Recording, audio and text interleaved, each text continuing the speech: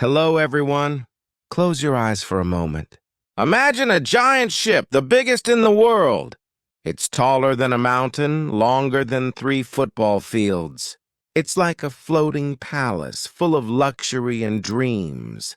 This ship is sailing across the dark, cold ocean. It's called the Titanic, the unsinkable ship. But we all know the end of this story, don't we? The Titanic sank. More than 2,500 people lost their lives. Most people think it was just a terrible accident caused by an iceberg. But today we will go deeper. We will uncover the hidden warnings, the forgotten facts, and the human arrogance that truly sealed the Titanic's fate. This is not just a story of a ship. It's a tragic lesson about listening to the whispers of danger. Our story begins in the early 1900s, a time of great change and invention. People believed in progress and technology. They thought humans could conquer anything. The White Star Line, a famous shipping company, decided to build the biggest, most luxurious ship ever. They wanted it to be the ultimate symbol of human achievement. They named it the Titanic.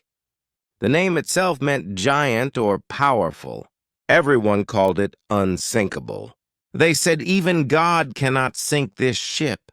This arrogance, this overconfidence was the first hidden warning. No ship, no human creation is truly unsinkable. The Titanic was a marvel of engineering. It had 16 watertight compartments. If 1 or 2 compartments filled with water, the ship could still float. Engineers believed it was impossible for more than a few compartments to break. The ship also boasted incredible luxury. First-class passengers enjoyed swimming pools, gyms, Turkish baths, and grand dining rooms. Their rooms were like suites in the finest hotels. Second-class passengers also had beautiful rooms and good food. Even third-class passengers had better conditions than on other ships. Everyone was excited to be on this magnificent vessel. On April 10, 1912, the Titanic left Southampton, England, for its first journey to New York City. It was called the Maiden Voyage. More than 2,200 people were on board, rich people, poor people, families, and single travelers. Everyone had a dream, a new life in America, a business deal, or just a wonderful trip. Captain Edward Smith was the commander. He was a very experienced captain, famous and respected. This was supposed to be his last voyage before retirement. He wanted it to be a perfect trip. The Atlantic Ocean in April is famous for icebergs, and the Titanic received many warnings about icebergs. These were the hidden whispers that became shouts.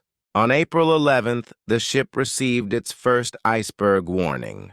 On April 12th, another warning. On April 13th, several more warnings came in. But the most important warnings came on April 14th, the day of the disaster. In the afternoon, several ships sent messages to the Titanic. One ship, the Mesaba, sent a very important message. Much heavy pack ice and a great number of large icebergs. This message clearly stated the danger. But this message never reached Captain Smith. Why? Because the wireless operators on the Titanic were very busy. They were sending personal messages for the wealthy first-class passengers.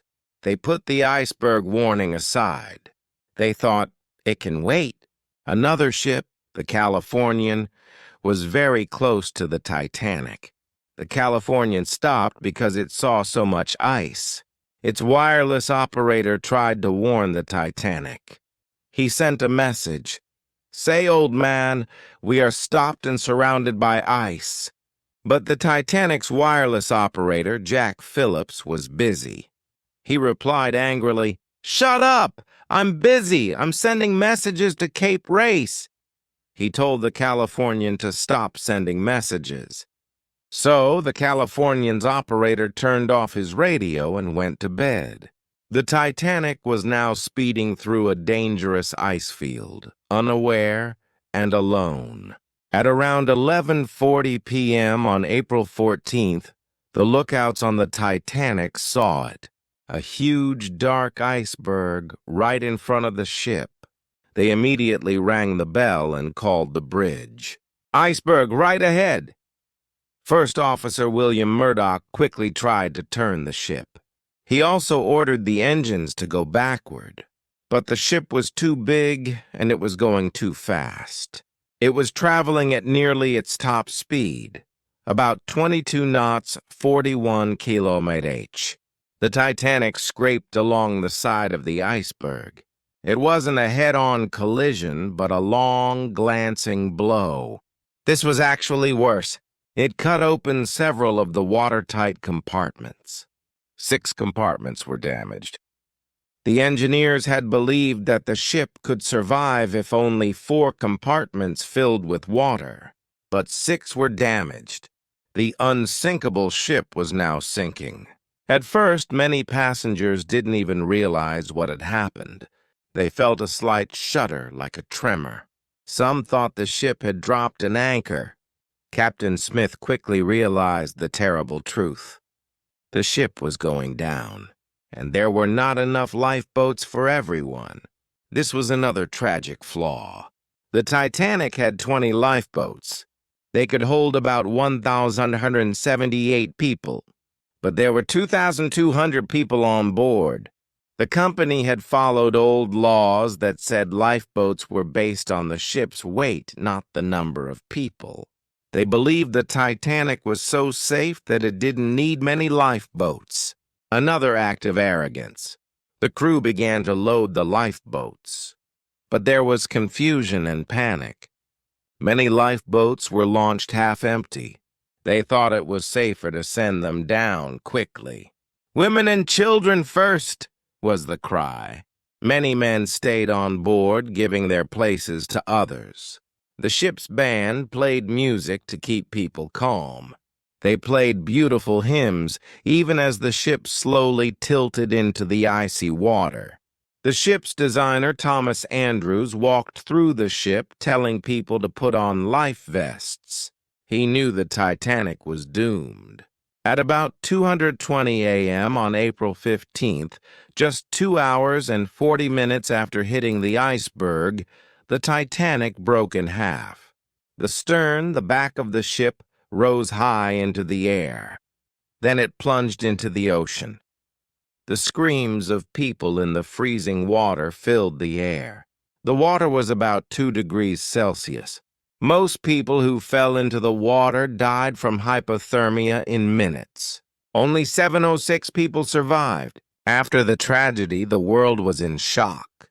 People wanted answers. Investigations were held in both America and Britain. They found many hidden truths. They found that the lifeboats were not enough. They found that the iceberg warnings were ignored.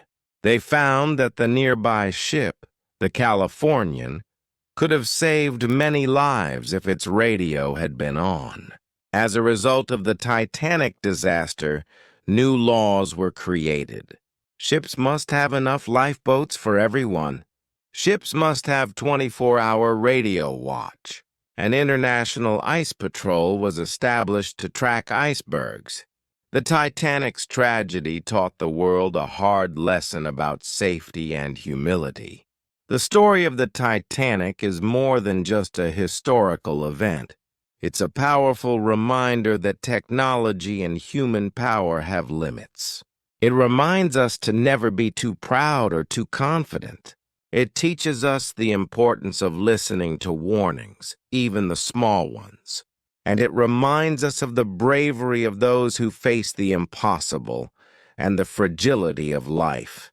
So the next time you hear about the Titanic, remember the unheard warnings. Remember the arrogance that led to its end. And remember the simple lessons it taught us about safety, responsibility, and the power of nature. It is a story that still speaks to us today, echoing across the cold, dark ocean.